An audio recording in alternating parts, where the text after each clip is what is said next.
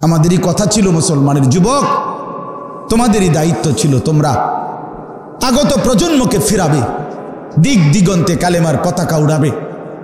কথা ছিল তোমরাই মানুষকে আল্লাহর দিকে ডাকবে।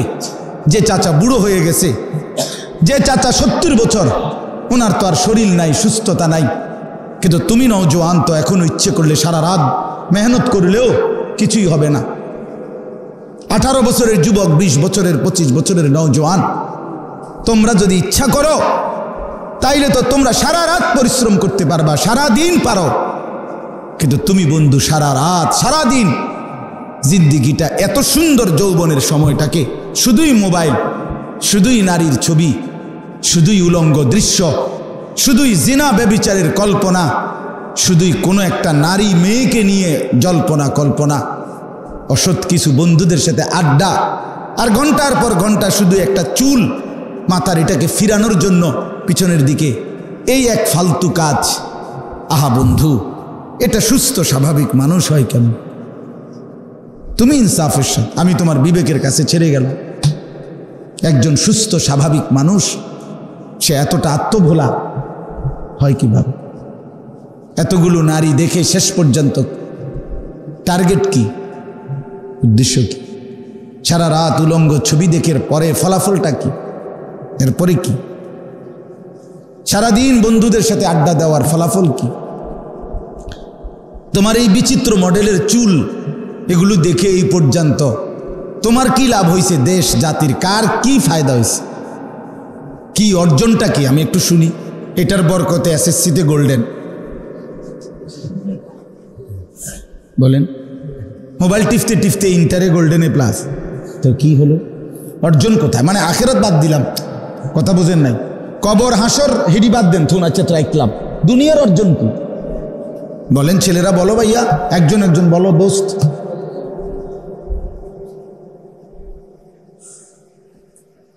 একজন একজন বলো না ভাইয়া, এর পরিণতি কি? আগুন ছাড়া, জাহান্নাম ছাড়া, জীবনের জিল্লতি ছাড়া, কষ্ট আর লাঞ্ছনা ছাড়া আর কি? ইন্নাল মুজরিমিনা ফি আযাবি জাহান্নাম খালিদুন। রব্বুল আলামিন বলে, নিশ্চয়ই পাপী নাফরমান জাহান্নামের আযাবেই থাকবে চিরদিন। লক্ষ কোটি বছর জাহান্নামী বারবার আল্লাহর কাছে জাহান্নামের আগুন থেকে একটু বিরতি চাইবে, বলবে মালিক 10টা মিনিট 20টা মিনিট আমার একটু বিরতি দেন। লা ইউফাত্তারু আনহুম, 1 সেকেন্ডের জন্য জাহান্নামীকে বিরতি দেয়া হবে না। এরপরে আল্লাহ বলেন, অহুম ফীহি মুবলিসুন, জাহান্নামী চিরদিন অনন্তকাল জাহান্নামের আগুনে বিমর্ষ মলিন চেহারা নিয়েই পড়ে থাকবে। লক্ষ কোটি বছরে একবারও জাহান্নামীর মুখ দিয়ে হাসি ফুটবে না। অহুম ফীহি মুবলিসুন, জাহান্নামী শুধু চিৎকার করবে, হায় কি করলাম। আল্লাহ বলবেন, ওমা যালামনাহুম, বান্দা আমি কিন্তু তোমার উপরে জুলুম করি নাই। তুমি ভেবে দেখো, ফজরের নামাজ ছিল 4 রাকাত, আমি কিন্তু সময় দিছি 1 ঘন্টার বেশি। 4 রাকাত পড়তে 1 ঘন্টা লাগে না, কেন পারলা না? জোহরের নামাজ ছিল বান্দা 12 রাকাত, আমি তো সময় দিয়েছিলাম 2-2.5 ঘন্টা। জোহরের ওয়াক্ত জোহরের ওয়াক্ত মনে করেন 12 রাকাত নামাজ পড়তে, জোহরের নামাজ সময় দিছে 6 মিনিট। এমন কথা বলেন না কেন? 6 মিনিট তো তাইলেন আপনি কইতেন যে আপনি আমারে নামাজ দিলেন 12 রাকাত, সময় দিলেন হুদা 6 মিনিট। আমার এটা শরীর নি, আমি কি মেশিন নি? কিন্তু কি কারণ? কি কারণ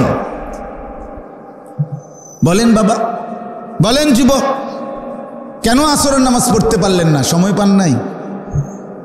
কেন মাগরিব পড়তে পারলেন না? সময় পান নাই। কেন এশার নামাজ পড়তে পারলেন না? সময় পান নাই। ছেলেরা বলো ভাইয়া, 365 দিনে, খোদার 1 বছরে কোনোদিন ফজরের নামাজে পড়তে পারলা না, এইভাবে লাগাতার আল্লাহকে কেমনে ভুলে গেলা? হায় না ফরমান, মানুষ বুঝি এত নিকৃষ্ট হয়? গাইল লইবে দমকাইব, এটা হে জানে।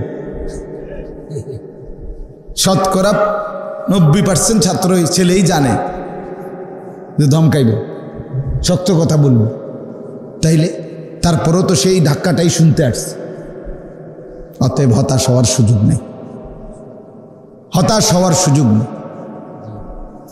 আমি বাকিদেরকে উৎসাহ দিলাম, অনেক আলহামদুলিল্লাহ শ্রদ্ধেয় ওলামায়ে কেরাম আছেন, অনেক মসজিদের ইমাম সাহেবগণ আছেন।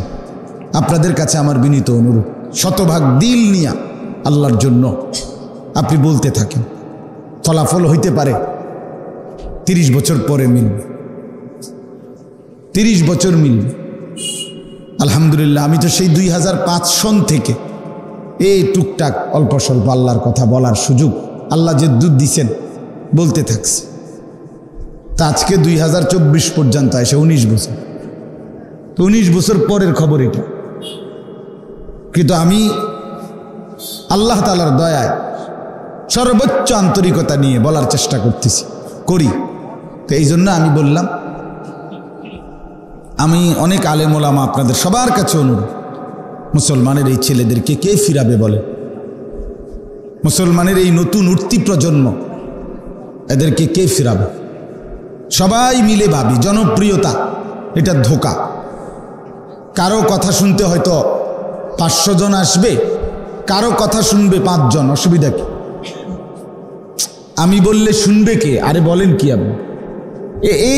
এই যে ধোঁকা, যে আমার এতটা জনপ্রিয়তা নাই, আমার এত মানুষ আমার কথা আসবে না। না, আমনে কয়শো মানুষরা আমনে হেদায়েত করলে, লোক হইলে আপনার খুশি হইব? আপনি কোন সংখ্যা বলেন?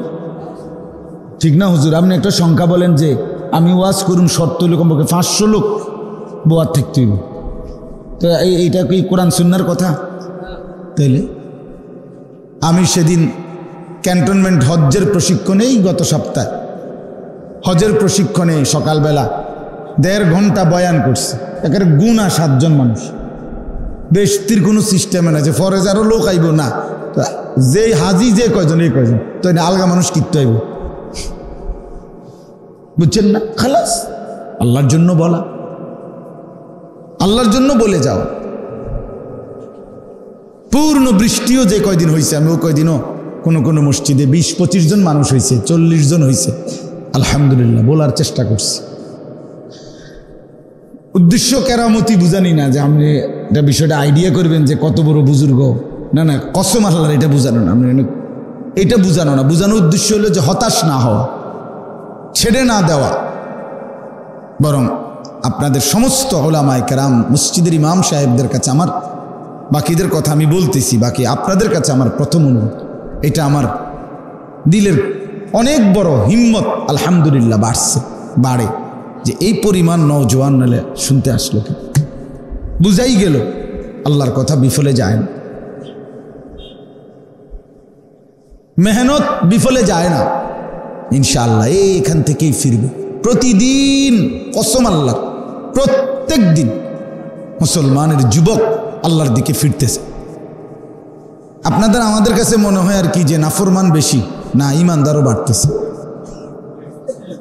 পথ ভোলা যুবক ফিরছে, আমরা চিনি আলহামদুলিল্লাহ, আমাদের সাথে কথা বলে, যোগাযোগ করে, কাঁদে, চিঠি দেয়, মেসেজ দেয়, দেখা করে। সব মিলাইয়া আমরা উপলব্ধি করি যে ফলাফল ধীরে হোক কচ্ছপের গতি, কিন্তু আগাচ্ছে আলহামদুলিল্লাহ ইনশাআল্লাহ। এরা নিশ্চিত মুসলমানের এই যুবক নতুন প্রজন্মকে আল্লাহর দিকে ফিরাইতে হবে, নয়তো আগামী সময়টা আমরা ভাবা দরকার। ফিলিস্তিন আজীবন মজলুম থাকবে, আর আমরা সব সময় বাড়ি ঘরে আরামসে থাকবো, এটার কি নিরাপত্তা, কি নিশ্চয়তা? ভাব যুবক ভাই, তোমাদেরকেও বলি, রোহিঙ্গা মুসলমান সারা জীবন কষ্ট পাবে, তুমি আর আমি সারা জীবন সুখেই থাকবো। তোমার দাদার হায়াত, তোমার বাপের হায়াত, এখন তোমার হায়াত, তোমার জিফুতের হায়াত, সব এভাবে সুখকে কাটবে। তার কি নিশ্চয়তা? কি নিশ্চয়তা বলেন? কাশ্মীরের মুসলমান আজীবন পরাধীন, কষ্ট পাবে, আর আমরা আজীবন এই সুখের সাগরে ভাসবো, ফুর্তি আর আনন্দ আর রং তামসা। এর কি নিশ্চয়তা?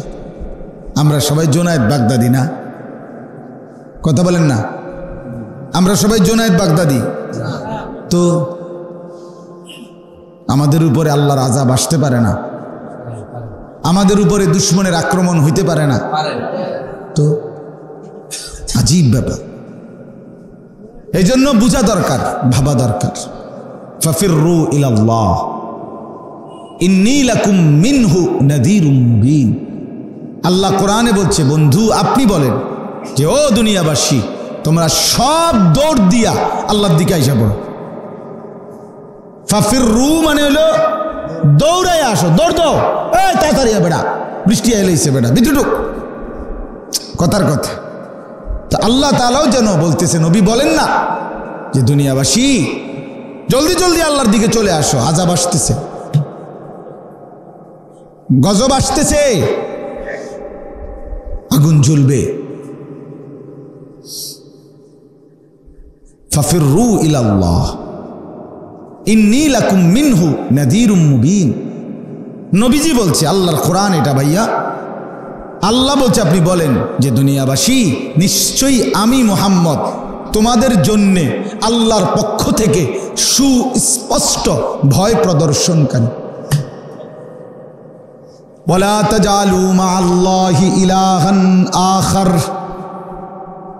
আল্লাহ বলে, বন্ধু আবারও বলেন, হে দুনিয়াবাসী আল্লাহর সাথে আর কাউকে ডেকো না, শিরিক করো না, আল্লাহকে বাদ দিও না, আল্লাহর সাথে আর কাউকে আহ্বান করো না। ইন্নী লাকুম মিনহু নাযীরুম মুবিন। আল্লাহ বলে, বন্ধু আবারও বলেন, আগের লাইনের কথাটা আবার বলেন যে দুনিয়াবাসী আমি তোমাদের জন্য আল্লাহর পক্ষ থেকে সুস্পষ্ট ভয় প্রদর্শনকারী। ভয় দেখাচ্ছি কবরের, ভয় দেখাচ্ছি জাহান্নামের, ভয় দেখাচ্ছি উম্মত আখিরাতের। এজন্য যুবক বন্ধু আমিও ভয় দেখাচ্ছি। মনে রাখো, সারা রাতের উলঙ্গ ছবি বিনিময়ে জাহান্নাম মিলবে। বন্ধু আমার 1 বছর কোনোদিন ফজরের নামাজ পড়ার সুযোগ মিলল না, এর পরিণতি কিন্তু বড় ভয়ানক হবে। হ্যাঁ, তোমার এই চুল তোমার একদিন বড় ভয়ানক পরিণতি টেনে আনবে। এই বিশ্রী বিকৃত চুল একদিন সবার আগে, যদি তোমাদের সামনে মনে রাখো, এই যাদের চুল বড়, এই নতুন মডেলের, যদি দাজ্জাল তোমগো সময় বের হয়, সবার আগে প্রথম ধাক্কাতেই তুমি চলে যাবে দাজ্জালের দিকে, প্রথম ঠেলার লগে। প্রথম দিনে দুপুর 3টা বাজতে তুমি নাই, বেঈমান। কারণ দাজ্জাল যেই কয়টা জিনিস দ্বারা মানুষকে ধোঁকা দিবে, আল্লাহ রাসূল সাল্লাল্লাহু আলাইহি সাল্লাম দাজ্জালের যে পরিচয় তুলে ধরছেন, আশ্চর্য হইল নবী সাল্লাল্লাহু আলাইহি সাল্লাম দাজ্জালের পরিচয় যতবার তুলে ধরছেন ততবার রাসূলুল্লাহ সাল্লাল্লাহু আলাইহি সাল্লাম দাজ্জালের চুল যে এলোমেলো হবে, স্বাভাবিকতার পরিপন্থী হবে, এটা বলছে। এটা বললেন কেন আলাদাভাবে? ইন্নাহু শাবুন কাতাতুন আওয়ারুল আইন, এই 3 শব্দ নবী বলছেন, মুসলিম শরীফের হাদিস। ওই দেখেন হেরাদুল্লাহ, অপদার্থ কত নম্বর অপদার্থ দেখছেন? হেতে হুইতে লাইছে, হেতের গাত, মানে ফালতুরও তো একটা সীমা আছে। হে ওর কারণে ইয়াদি হেরে বুঝাই চারি যে তুই হইলি চেয়ার।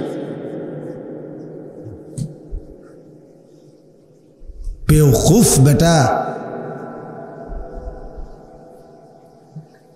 তুমি কি ভাবছো আমি ছেড়ে দিতে আমার নজরে পড়লে ছেড়ে দিতে রাজি না? আমি এ ব্যাপারে সাংঘাতিক। চোখের সামনে আমার যে দূর চোখ আল্লাহ তৌফিক দিছে দেখার, এর দূরের সামনে গাফেল মানুষ, সদরবদর মানুষ আমি সহ্য করতে পারি। আমার শিক্ষকতার জীবনেও আলহামদুলিল্লাহ এই সদরবদর মানে না খাই যাবে তুমি আমি পড়াব না, এটা হবে না। তো চলেন, আল্লাহ নবী সাল্লাল্লাহু আলাইহি সাল্লাম বলেন দাজ্জাল হবে শাবুন। এই দাজ্জালের প্রথম পরিচয় যুবক। কসম খোদার ভাইয়া, দাজ্জালের প্রথম পরিচয় নবী বলছে দাজ্জাল হবে যুবক। ইন্নাহু শাবুন। দাজ্জালের দ্বিতীয় পরিচয় হলো কাথাতুন। নবীজি বলছে তার চুল হবে স্বাভাবিকতার পরিপন্থী, এলোমেলো। এই তোমাদের এই চুলের সাথে তোমার দাদা, বাবা, বংশ, পরিবার, ধর্ম, ইসলাম, কোরআন, হাদিস, উলামা, ইমাম, মুয়াজ্জিন, খতিব, হুজুর, মুতামিম, নুরানির হুজুর, হেফজখানার হুজুর কারো লগে মিল নেই। ঠিক না? হ্যাঁ হ্যাঁ, বিশ্বাস করো ভাইয়া, সন্দেহ হইলে আবার হুজুর করে জিগাই। নবী সাল্লাল্লাহু আলাইহি সাল্লাম বলছে দাজ্জাল যুবক হবে, দাজ্জাল এলোমেলো চুলওয়ালা হবে। আর 3 নাম্বার হলো আওয়ারুল আইন, ট্যাগরা হবে, এক চোখ কানা হবে, এক চোখ কানা। এই 3টা বৈশিষ্ট্য দাজ্জালের বিশেষ পরিচয়। নবী সাল্লাল্লাহু আলাইহি সাল্লাম ওয়া ইন্না রাব্বাকুম লাইসা বিআওয়ার। আর মনে রেখো তোমাদের রব তিনি কানা নন, কাজে সে রব হইতে পারে না, কিন্তু সে দাবি করবে আমি তোমাদের রব, আমি তোমাদের খোদা।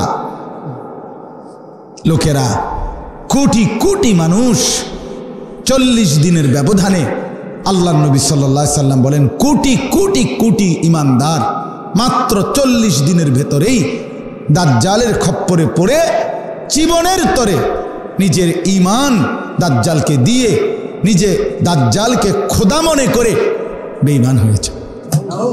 আরে দোস্ত, এখন তো যাই আসো তোমরা আসো, আমার কথা হইলো ঠিক আছে নমাজ পড়ো না, রোজা রাখো নাই, বেড়ি চাইছো, মোবাইল টিপছো, সম্ভব করছো, যাইও, কিন্তু আল্লাহ খোদার পরিচয় তো দেও।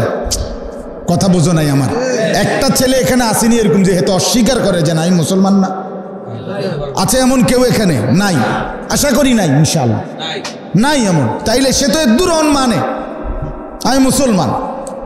শুক্রবার হইলেও জুমার নামাজে যাওয়ার একটু হলেও চেষ্টা করে, একজন হুজুর দেখলে কম বেশি সম্মান দেয়, এনআইডি কার্ডে ধর্মের সাথে ইসলামই লেখে, যতবারই নিজের পরিচয় বায়োডাটা বানায়, পরিচয় জীবন বৃত্তান্ত যখনই লেখে ধর্মের মধ্যে কি লেখে? ইসলাম লেখে, জন্ম নিবন্ধন সনদে ইসলাম লেখে। এখনো তো দূর আছে, কিন্তু যেদিন বেঈমান হয়ে যাবে, ঈমান হারা হবে, সেদিন তো ভাইয়া কসম খোদার আর কোনো ভালো কাজ, কোনো রকমের সামান্য নেক আমলও গ্রহণযোগ্য না। কারণ কাফেরের কোনো কিছুই আখিরাতের দৃষ্টিতে গ্রহণযোগ্য নয়। হাসিও না কান্না, কোনো কাফের যদি গোটা পৃথিবীটাও বলে আমি গোটা পৃথিবীর মালিক হয়েছিলাম, এরপর আবার পৃথিবীটাই দান করে দিলাম মানুষের লাগিয়া, তো কত বড় দানশীল লোক, অনেক বড় তো দানশীল বেচারা, একটা গোটা দুনিয়া দিয়া লাইছে। কিন্তু এরপরেও বেঈমান যেহেতু কাফের, অতএব তার এই এত বড় দানশীলতাও আখিরাতের বিবেচনায় 2 পয়সার কোনো উপকারে আসবে না। বেঈমান, বেঈমানের জন্য সরাসরি জাহান্নাম, কাফেরের ঠিকানা সরাসরি জাহান্নাম, কোনো বিচার আচার নাই। বিচার আচার কি? আবার বিচার কুফরি, কুফর এত বড় অপরাধ। বন্ধু আমার, ছেলেরা আমার, বাপ আমার, কুফর এত বড় অপরাধ, কুফরি, যেই অপরাধের পরে বাকি যত অপরাধী সে করুক এগুলো আর কোনো বিষয়ই না, এই এক অপরাধই যথেষ্ট। বুঝেন নাই কথাটা? তো তুমি কেমনে বাঁচাইবা ঈমান? তুমি তো বলবা যে সে তো ফ্যাশনেবল, সে তো আমাদেরই গ্রুপের লোক, সে তোমারে আড্ডা দিতে বলবে, হ্যাঁ, তার লগের গুণে বলবে দোস্ত চলো ক্যাফেতে যাই, রেস্তোরাঁয় যাই, মিনি চাইনিজে যাই, মিনি পার্কে যাই, হ্যাঁ, তো তুমি বলবা যে চেহারা সুরতে চলনে বলনি স্টাইলে তো আমাদেরই মতো, তো আমি তার সাথে যাব না, তো কি হুজুরের লগ্নে যাব? কেমনে বাঁচবা? যদি বলো যে না, যদি কেউ কয় হেঁটে দাঁত জাল, আমি আর যাইতাম না, তো হে দাঁত জালের কাছে গাইলে জাহান্নাম, তো অন যে আমরা বলি হাজারো গুনার বিষয়ে যে এটার মধ্যেও জাহান্নাম, কই তুমি তো যদি ফিরে যাবা এটা ইচ্ছা হইতো তো অন ফেরো না কেন? আর এরপরে যে তুমি ফিরবা তো এটা আমরা বুঝি না, আমরা কি চিরা খাই? বলে আমরা কি বন ভিজাইয়া খাই চা দিয়া, আমরা ভাত খাই না? এটা না বুঝার কি আছে? এজন্য দয়া করে আল্লাহ যাদেরকে আনছে, ভাইয়া মুসলমানের নওজোয়ান সন্তান, তোমরা যারা ফিরে আসছো এখানে, এখন দাঁড়াইছো, বসছো, আল্লাহর দয়ায় ভাইয়া বিশ্বাস এটাই সত্য। আল্লাহ আনাইছেন, আল্লাহ চাচ্ছেন লক্ষ মুসলমানের, লক্ষ মানুষের ভিতরে আল্লাহ হয়তো চাচ্ছেন, আল্লাহ চাচ্ছেন বান্দা যা না, আল্লাহর কথা শুনে দেখ, আমার কথা একটু শুন, দেখ না জিন্দিগি বদলানো যায় কিনা, দেখ, হতে পারে জীবন বদলে যাবে। আল্লাহ আমাদের এই সন্তানদেরকে বুঝার তৌফিক দান করেন। মুসলমানের নওজোয়ান ছেলে, আত্মপরিচয় বড় সম্পদ। দেখেন, কেউ যখন তার মা বাবার নাম বলতে পারে না, বংশ পরিচয় বলতে পারে না, তারে কিন্তু মানুষ খারাপ নজরেই দেখে, মানুষ সন্দেহ করে যে বৈধ সন্তান না অবৈধ সন্তান, ঠিক কিনা বলেন না? যে মুসলমান নিজের আত্মপরিচয় জানে না, আমি কোত্থেকে আসলাম, কে আমাকে পাঠাইলো, কেন পাঠাইলো, আমি কি করছি, আমার উচিত কি, করছি কি, এইটুকু বোধ, বুদ্ধি, বিবেচনা, আত্মপরিচয়, আত্ম উপলব্ধি, নিজের শিকড়ের বন্ধন কিছুই যে জানে না, বুঝে না, কাফেরের মতো, বেঈমানের মতো চলন বলন, যার যেটা দেখে তার ওইটাই ভাল লাগে। তাইলে তোমার আত্মপরিচয় কোথায়? তোমার বাবার নাম কি, তোমার মার নাম কি, তোমার বংশ পরিচয় কি, তোমার ধর্মের পরিচয় কি, তোমার শেকড় কোথায়? তুমি তো সব খুলে দিলা, সব ফেলে দিলা, তো মানুষ তো খারাপ বলবে, সন্দেহ করবে।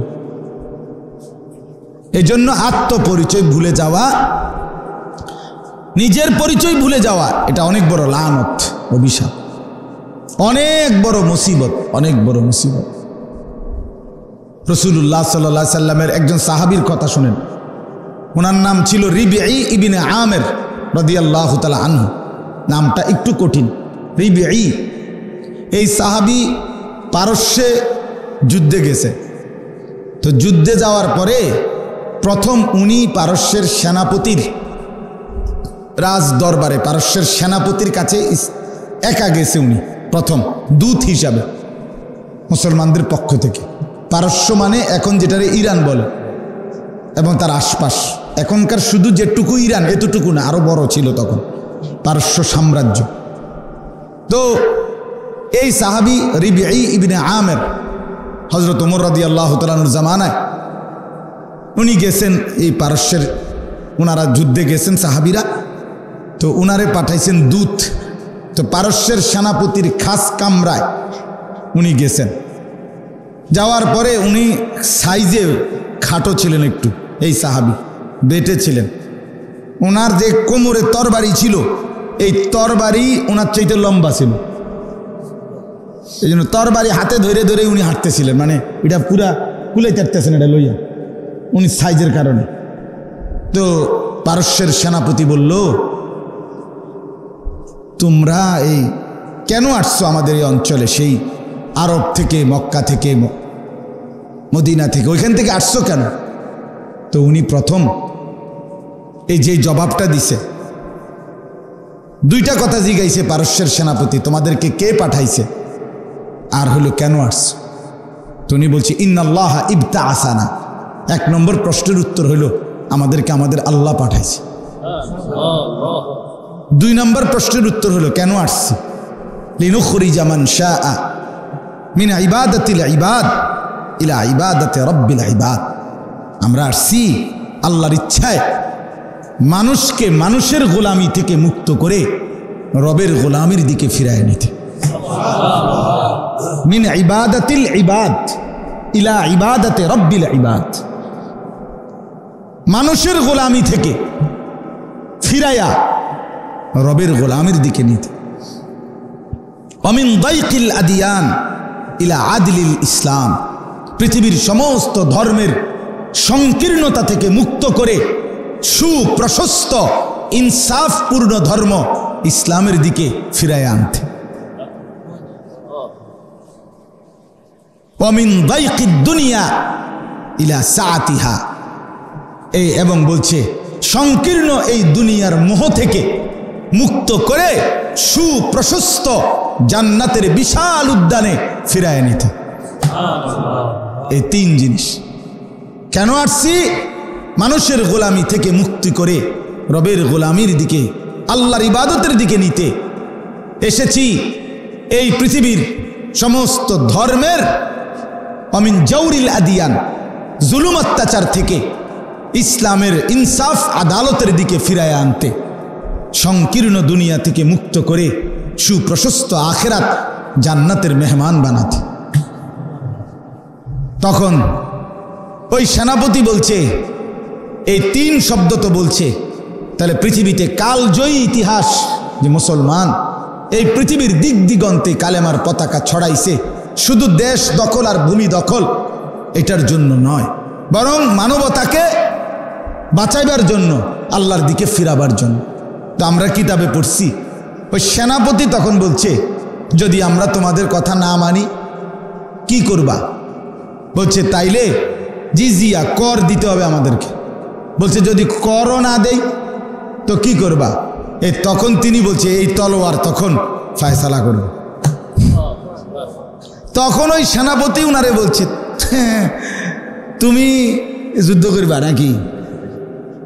তুমি বেড়া কথা দে কও, শৈলের গতরে কিতার তলোয়ারও তো আলগাইতারো না, তুমি করবা যুদ্ধ আমরার লগে? তুমি চিনো কার সাথে যুদ্ধ করতে আইছো? এই তখন বলছে ওনারে, তুমি জানো এটা পারস্য, তুমি জানো পারস্যের সেনাপতি, পারস্যের সৈন্যবাহিনীর ক্ষমতা কদ্দুর তুমি জানো নি? কার লগে আইছো তোমরা যুদ্ধ করতে? আন্দাজ আসেনি কোনো? তখন তিনি বললেন, আন্দাজ আছে, আমি যুদ্ধ করব, আর আমার এই তরবারির শক্তি কদ্দুর আমি কি তোমার একটু দেখাবো? এই সাহাবী বলছে হ্যাঁ, তো কিভাবে দেখাইবা? তখন বলছে, তোমাদের এই পুরা পারস্যের সেনাবাহিনীর মধ্যে সবচেয়ে শক্তিশালী বাহাদুর সৈন্য যেইটা তার একটু আনো। তো আনছে, তাদের বিবেচনায় সবচেয়ে শক্তিশালী সৈন্যকে আনছে। আনার পরে বলছে, তোমাদের এই পারস্যের সৈন্যবাহিনীর কাছে, সেনাবাহিনীর কাছে সবচেয়ে মজবুত ঢাল যেটা, সবচেয়ে ভারী মজবুত ঢাল মানে আগের দিনে তলোয়ার আটকাইবার জন্য আরেক হাতে একটা কি রাখতো, ছিদ্রওয়ালা ঢাল থাকতো, এটা দিয়ে তরবারির আঘাত কি করতো, ঠেকাইতো আর কি, এটারে ঢাল বলে, গোল। তো এই ঢালটা সবচেয়ে মজবুত যেটা, এটা আনো। তো আনছে। তো এইবার ওই সৈন্যটারে তাগো সবচেয়ে মজবুত সৈন্য যেটা, এই সৈন্যটারে বলছে, তুমি সবার সামনে এনে দাঁড়াও। দাঁড়াইয়া বলছে, তুমি তোমাকে ওই ঢাল এটা দুই হাতে শক্ত করে ধরে রাখো, আলগায় আমি ধরো। তো ধরছেন উনি। আমি নিজে উর্দু কিতাবে পড়ছি, এই সাহাবী রবিঈ ইবনে আমের, যার থেকে তার তরবারি লম্বা, উনি তরবারিটা বাইর করছে, কইরা মাঝখান বরাবর আল্লাহর নাম নিয়ে আল্লাহু আকবার বিসমিল্লাহ বইলা একটা কোপ দিছে, শুধু এই ঢাল বরাবর মাঝখানে এক কোপে ঢাল ভাঙ্গা দুই টুকরা হইয়া ওই সৈন্য 30 হাত দূরে গিয়ে পড়ছে।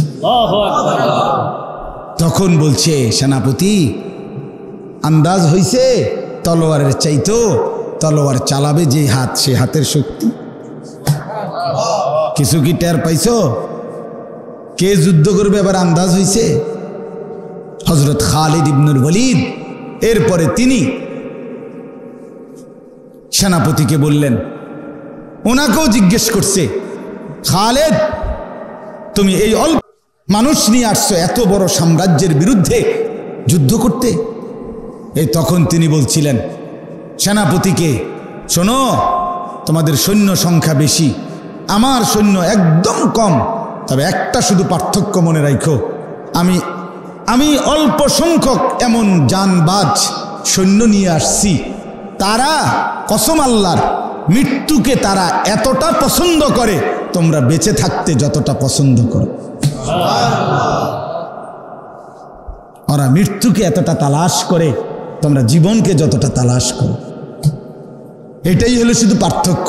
তোমার সৈন্য হইতে পারে 10 লাখ, আমার সৈন্য হইতে পারে 10,000, যে তফাৎ হইল তোমার 10 লাখ বেঁচে থাকতে আগ্রহী, আমার 10,000 জীবন দিতে আগ্রহী, শহীদ হতে আগ্রহী। কাজেই যে জাতি, যেই মুসলমান, যে ইমানদার নিজের হায়াতের চাইতে মৃত্যুকে বেশি পছন্দ করে, তারে কেউ হারাইতে পারে, তারে কেউ ঠেকাইতে পারে। এই জন্য প্রিয় ভাই আমার, আমাদেরই দায়িত্ব ছিল, আমাদেরই কথা ছিল, মুসলমানের যুবক তোমাদেরই দায়িত্ব ছিল, তোমরা আগত প্রজন্মকে ফিরাবে, দিক দিগন্তে কালেমার পতাকা উড়াবে। কথা ছিল তোমরাই মানুষকে আল্লাহর দিকে ডাকবে। যে চাচা বুড়ো হয়ে গেছে, যে চাচা 70 বছর, ওনার তো আর শরীর নাই, সুস্থতা নাই, কিন্তু তুমি নওজোয়ান, তো এখনো ইচ্ছে করলে সারা রাত মেহনত করলেও কিছুই হবে না। 18 বছরের যুবক, 20 বছরের, 25 বছরের নওজোয়ান, তোমরা যদি ইচ্ছা করো তাইলে তো তোমরা সারা রাত পরিশ্রম করতে পারবা, সারা দিন পারো। কিন্তু তুমি বন্ধু সারা রাত সারা দিন জিন্দিগিটা, এত সুন্দর যৌবনের সময়টাকে শুধুই মোবাইল, শুধুই নারীর ছবি, শুধুই উলঙ্গ দৃশ্য, শুধুই জিনা ব্যভিচারের কল্পনা, শুধুই কোনো একটা নারী মেয়েকে নিয়ে জল্পনা কল্পনা, অসৎ কিছু বন্ধুদের সাথে আড্ডা, আর ঘন্টার পর ঘন্টা শুধু একটা চুল মাথার এটাকে ফিরানোর জন্য পিছনের দিকে, এই এক ফালতু কাজ। আহা বন্ধু, এটা সুস্থ স্বাভাবিক মানুষ হয় কেন? তুমি ইনসাফের সাথে, আমি তোমার বিবেকের কাছে ছেড়ে গেল, একজন সুস্থ স্বাভাবিক মানুষ সে এতটা আত্মভোলা হয় কিভাবে? এতগুলো নারী দেখে শেষ পর্যন্ত টার্গেট কি, উদ্দেশ্য কি? সারা রাত উলঙ্গ ছবি দেখে পরে ফলাফলটা কি? এরপরে কি? সারাদিন বন্ধুদের সাথে আড্ডা দেওয়ার ফলাফল কি? তোমার এই বিচিত্র মডেলের চুল, এগুলো দেখে এই পর্যন্ত তোমার কি লাভ হয়েছে? দেশ জাতির কার কি ফায়দা হয়েছে? কি অর্জনটা কি? আমি একটু শুনি। এটার বরকতে এসএসসিতে গোল্ডেন, বলেন। মোবাইল টিপতে টিপতে ইন্টারে গোল্ডেনে প্লাস, তো কি হলো? অর্জন কোথায়? মানে আখেরাত বাদ দিলাম, কথা বোঝেন নাই। কবর হাসর হিডি বাদ দেন, থুন আচ্ছা রাখলাম, দুনিয়ার অর্জন কি বলেন? ছেলেরা বলো ভাইয়া, একজন একজন বলো দোস্ত।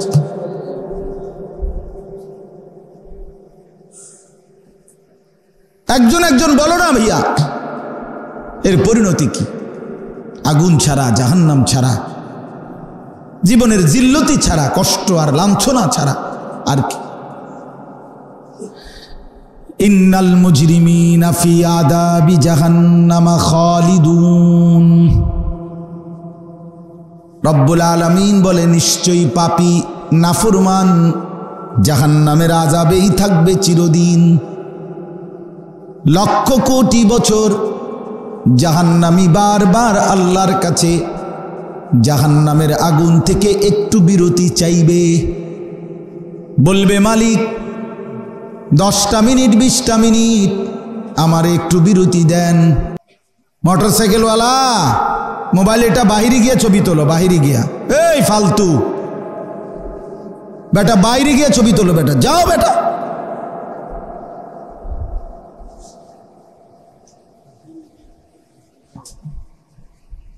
তো লক্ষ কোটি বার বলবে আল্লাহ একটু বিরতি দেন জাহান্নামের আগুন থেকে, আমার 24 ঘন্টার মধ্যে 10টা মিনিট বিরতি দেন। আল্লাহ তাআলা বলেন, এই আয়াতের পরের আয়াত সূরা যুখরুফে আছে, লা ইউফাত্তারু আনহুম, 1 সেকেন্ডের জন্য জাহান্নামীকে বিরতি দেয়া হবে না। এরপরে আল্লাহ বলেন, অহুম ফীহি মুবলিসুন, জাহান্নামী চিরদিন অনন্তকাল জাহান্নামের আগুনে বিমর্ষ মলিন চেহারা নিয়েই পড়ে থাকবে। লক্ষ কোটি বছরে একবারও জাহান্নামীর মুখ দিয়ে হাসি ফুটবে না। অহুম ফীহি মুবলিসুন, জাহান্নামী শুধু চিৎকার করবে, হায় কি করলাম। আল্লাহ বলবেন ওমা যালামনাহুম, বান্দা আমি কিন্তু তোমার উপরে জুলুম করি নাই।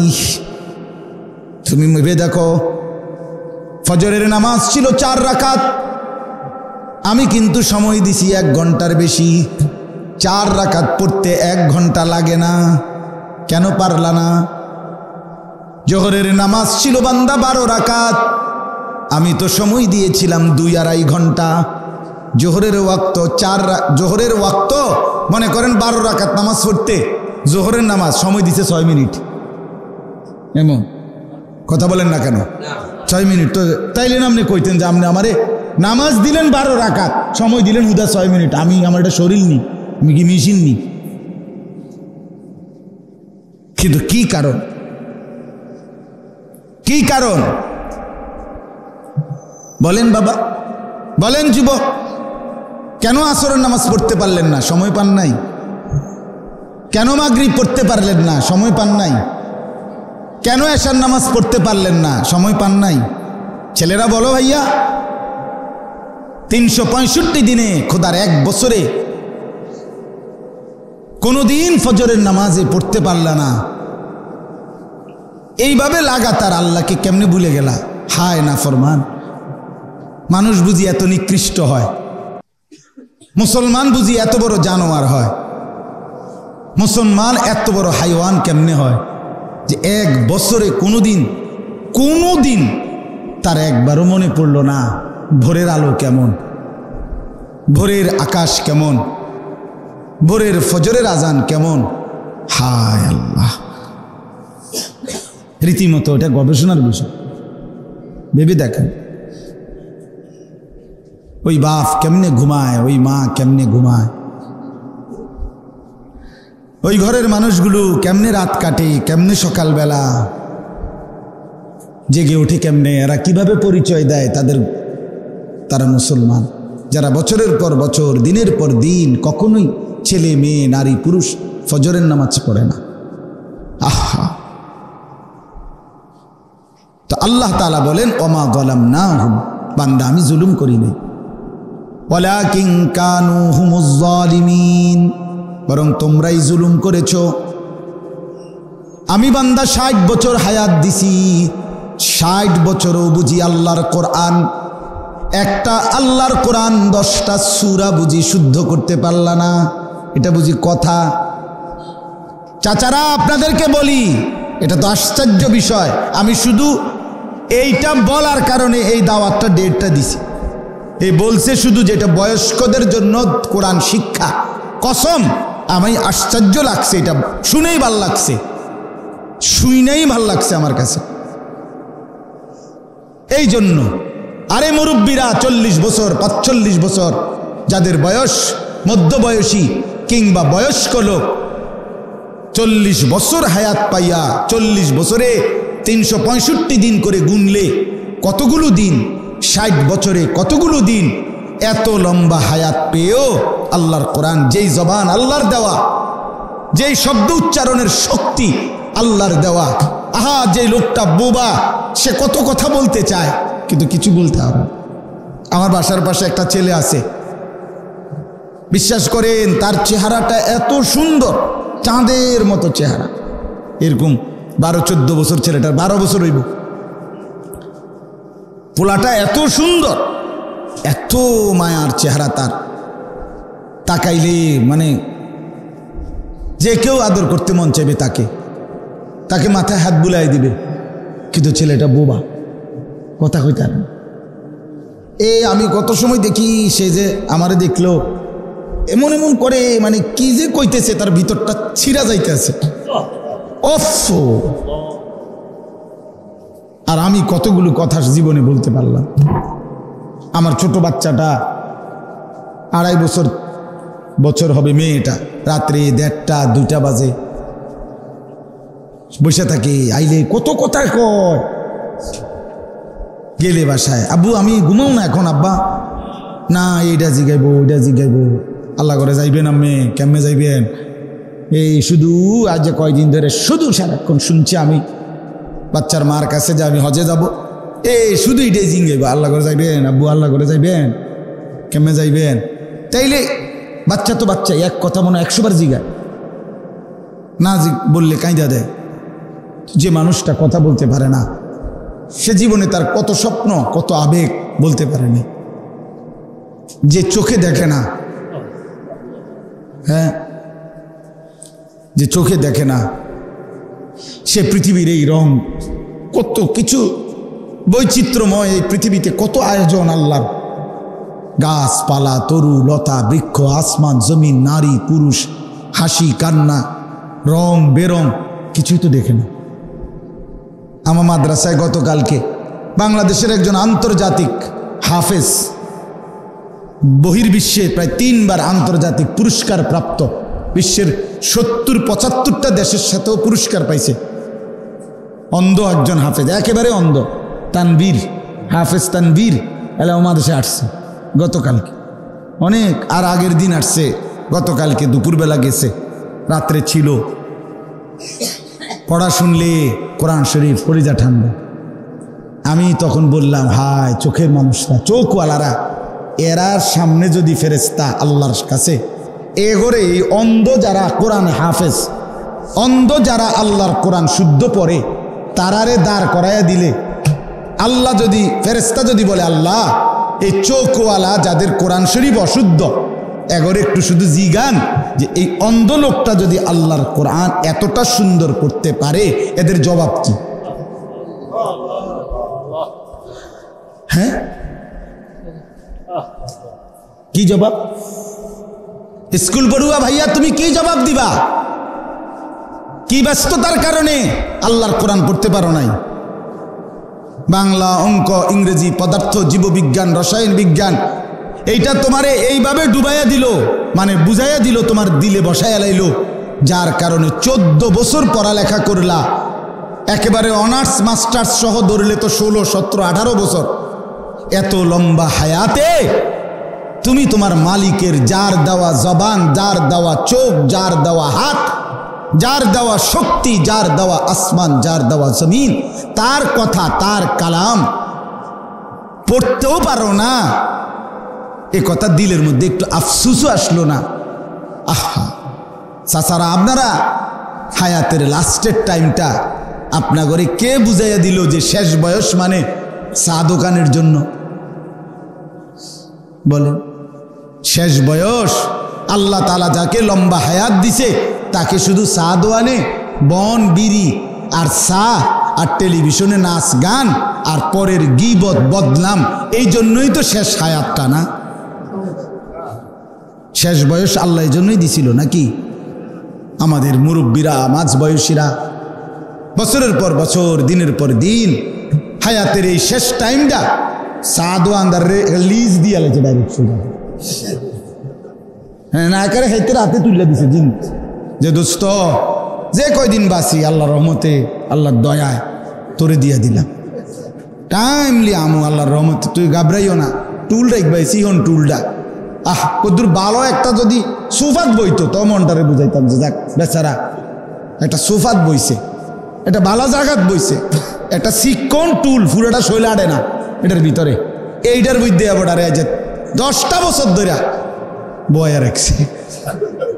আহারে চাচা, কীর্তেন ভাত খাইলেন, এত ভাত এত গোস্ত কই গেল? ইডি এর দূর দেমাগেও ধরল না। এই কি, এটার অর্থ কি? কি জবাব দিবে এই চাচারা? ইয়ালামুনা যাহিরাম মিনাল হায়াতিদ দুনিয়া ওয়া হুম আনিল আখিরাতি হুম গাফিলুন। আল্লাহ বলে, তোমরা তো দুনিয়া খুব ভালোই বোঝো, কিন্তু আখিরাতের ব্যাপারে একদম গাফেল। 90 বছরের বুড়া মানুষকেও জিজ্ঞেস করেন, চাচা বিএস বোঝেননি, সিএস বোঝেননি, খতিয়ান বোঝেননি?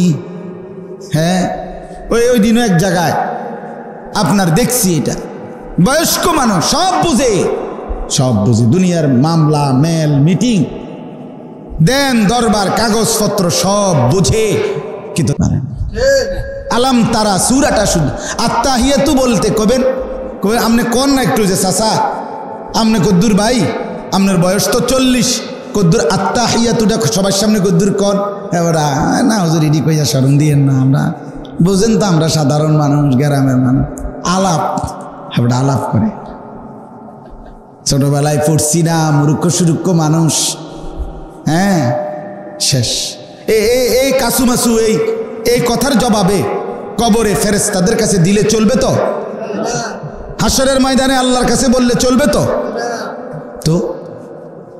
তো বলেন এটা কি জবাব অথচ আল্লাহ তাআলা কোরআনুল কারীমের মধ্যে বলছে ওয়াদা ওয়ালাকাদ ইয়াসসারনাল কুরআনা লিযিকরি ফাহাল মিন মুদ্দাকির আল্লাহ বলে বান্দা বুঝতে চাইলেও কোরআন সহজ শিখতে চাইলেও কোরআন সহজ শুনতে চাইলেও কোরআন সহজ পড়তে চাইলেও কোরআন সহজ যেমনে তুমি চাও কোরআনকে আমি সহজ করে দেব তোমার জন্য আমি বললাম আমি দেবো ওয়ালাকাদ ইয়াসসারনা আমি সহজ করে দিলাম আল্লাহ চাইলে পাথর নরম হয়নি কথা বলেন না কেন আল্লাহ চাইলে পাথর নরম হইতে পারেনি তো আল্লাহ চাইলে 60 বছরের বুড়া মানুষ এবার আপনি যদি কোন আমার জিহ্বা শক্ত হয়ে রয়েছে হুজুর বয়সকালের কারণে এটা আল্লাহ চাইলে মহব্বত দেখলে আল্লাহর কোরআন শিখতে চাইলে আল্লাহ সেই জিহ্বা নরম করতে পারে না আমি একটা উদাহরণ দেই কথা বলেন না একটা উদাহরণ দেই উদাহরণটা হইল আল্লাহ তাআলা ইব্রাহিম আলাইহিস সালামকে আল্লাহর ঘর কাবা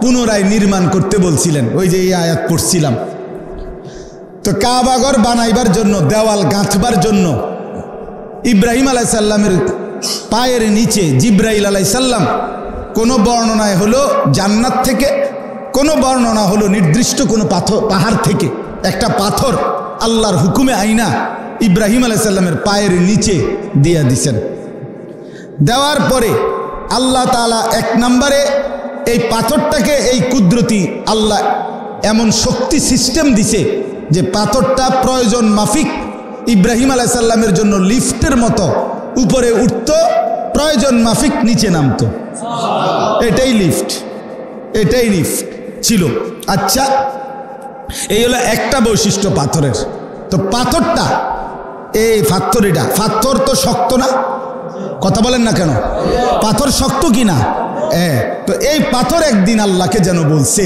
মাওলা আজকে অনেক দিন আপনার বন্ধু ইব্রাহিম আমার উপরে পাও দিয়া আপনার ঘর কাবা বানাইতেছে আমি পাথর কাজ শেষ হইলে যদি আমারে ফেলে দেয় তো আমি পাথর হিসেবে পড়েই থাকব আমারে যদি একটু সুযোগ দেন আল্লাহ আমি আপনার বন্ধুর পায়ের চিহ্নটা আমি পাথরটা একটু মাটির মতো নরম হইয়া আপনার বন্ধুর পায়ের চিহ্নটা একটু নিতে চাই আমার মধ্যে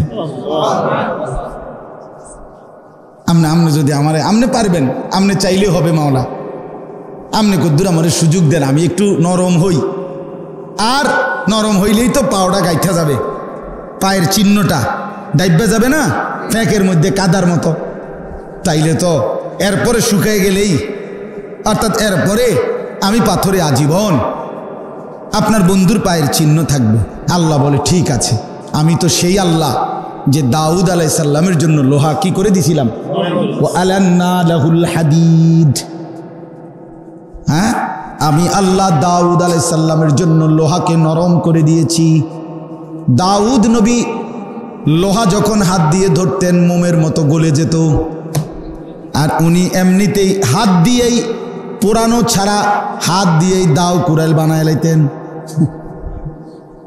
সুবহানাল্লাহ তো এই পাথরটা তখন নরম হয়ে ইব্রাহিম আলাইহিস সালামের পায়ের চিহ্ন নিজের মধ্যে দাবাইয়া গেছে ডাইবা গেছে পায়ের চিহ্ন নিয়ে আনিছে সেই থেকে আজকে ৬,০০০ বছর পরেও ৬,০০০ বছর পরেও ওই পাথর আজকে চিরস্মরণীয় হয়ে মাকামে ইব্রাহিম হিসাবে কাবার সামনে আল্লাহর কুদরতের নিদর্শন হয়ে গেছে আল্লাহ বলেন ফিহি আয়াতুম বাইয়িনাত মাকামু ইব্রাহিম আল্লাহ বলেন আমার কাবায় আসলে দেখবা আমার কুদরতের অনেক নিদর্শন।